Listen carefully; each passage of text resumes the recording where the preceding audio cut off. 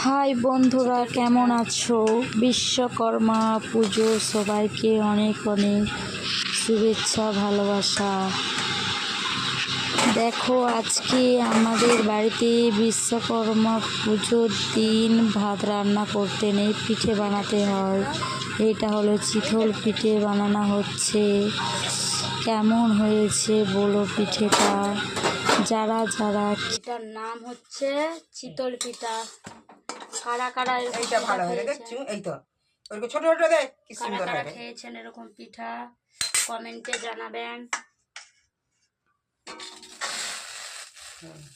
এখন আমাদের আজকে বিশ্বকর্মা পুজো।